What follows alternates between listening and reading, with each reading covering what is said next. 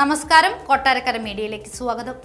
Governor സർക്കാർ പോരിനിടെ നയപ്രഖ്യാപന പ്രസംഗത്തിന്മേലുള്ള നന്ദി പ്രമേയ ചർച്ചയ്ക്ക് ഇന്ന് നിയമസഭയിൽ തുടക്കമാകും.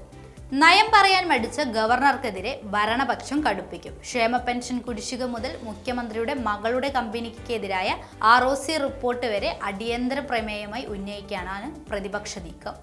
നയപ്രഖ്യാപന പ്രസംഗം വെട്ടിച്ചുരുക്കി സർക്കാരിനെ ഗവർണർ ഞെട്ടിച്ചായിരുന്നു സഭാ സമ്മേളനത്തിന്റെ തുടക്കം. 1.5 മിനിറ്റിലെ പ്രസംഗം വിവാദം പിന്നിട്ട് ഗവർണറുടെ 2 മണിക്കൂർ നിലമേൽ പ്രതിഷേധവും കഴിഞ്ഞ് CRPFന്റെ വരവ് വരെ എത്തിയ നാടകീയ സംഭവങ്ങൾ. അസാധാരണ പോരിനിടെയാണ് നന്ദി പ്രമേയ ചർച്ച. സർക്കാരിന്റെ നയം പറഞ്ഞ ഗവർണർക്ക് സഭയുടെ നന്ദിയാണ് പറയേണ്ടത്.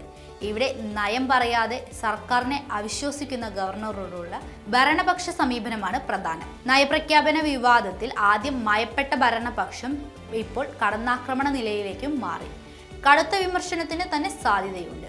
ഗവർണറെ തള്ളി പ്രസംഗത്തിലെ സർക്കാർ നേട്ടങ്ങളിൽ ഭരണപക്ഷം ഊന്നിപ്പറയും. പ്രതിപക്ഷം ഗവർണറെയും സർക്കാരിനെയും ഒരുപോലെ നേരിടും.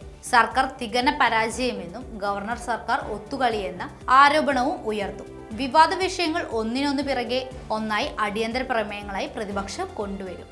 ക്ഷേമ പെൻഷൻ കുടിശ്ശിക, എക്സാലോജിക്കിനെതിരായ റിപ്പോർട്ടുകൾ, അന്വേഷണ സാമ്പത്തിക പ്രതിസന്ധി, KSRTC പ്രശ്നം, സപ്ലൈകോയിലെ അനിശ്ചിതത്വം എല്ലാം പോരിന്റെ അടിയിലേക്ക് നീങ്ങുമെന്നാണ് പ്രതീക്ഷ.